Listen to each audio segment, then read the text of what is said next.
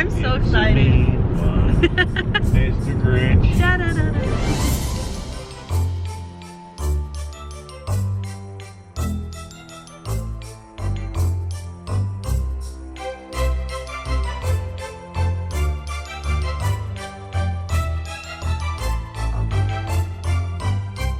Alright, well, Merry Christmas Eve. Today we're going to be making some chili.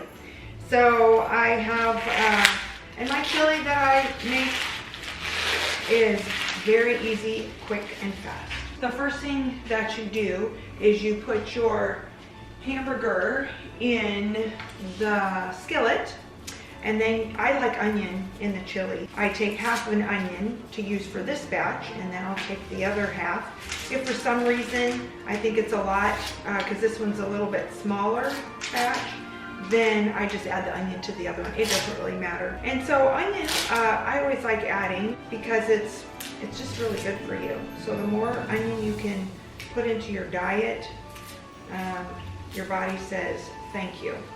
Unless of course it gives you acid reflux or indigestion, then you might want to find something else. So, like I said, you take half of the onion, you put half of it in the skillet with the hamburger. Some of the outside pieces I don't really care for to put it in, so I just take them and put them to the side. If you put them in, it's not going to hurt you, but I just don't like the feel of them.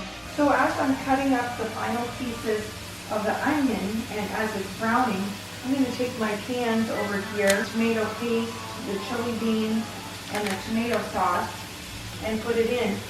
Now some people, they don't use tomato paste, but it just depends on how thick you want your chili or how runny. I use paste. I can always make it runnier, but what happens in my world, if it's too runny, it's harder, I think, to make it thicker. But if it's too thick, you just add water. So it's an easy fix. So we'll let this brown. Then I switch over and I go over to where my chili is going to cook for a couple of hours. It'll actually be a little bit longer than that. And so what's cool about this, you just open up the cans, dump them in. As I'm putting them in,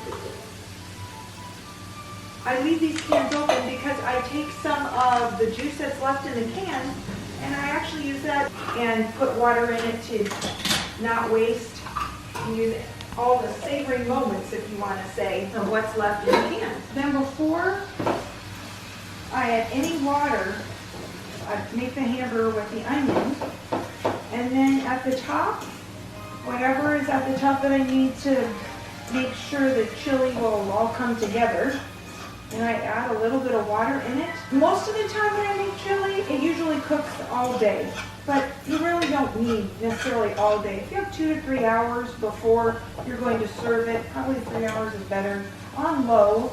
Now if you get into a bind and you think, oh good grief, is it going to be ready? You can put it on high for a little bit, like for the first hour, for example, and then turn it down to low, and you'll be just fine. The last step, I'm going to be pouring in the hamburger and onion mix.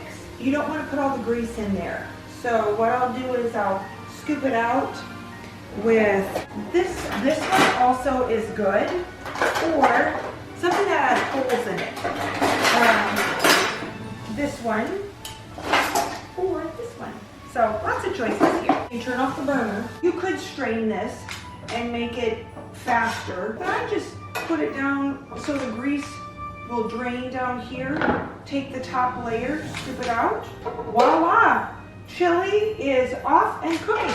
So this chili is pretty thick for right now, but when I add some water to it, it's gonna thin it out. So at that point, I'm gonna need to decide, which I'll probably wait before I add the tomato paste to see if I need it or not. But technically, if you just wanted to cook your chili like this and not add any water, you wouldn't have to. So that's a nice thing about chili. All kinds of flexibility for many people.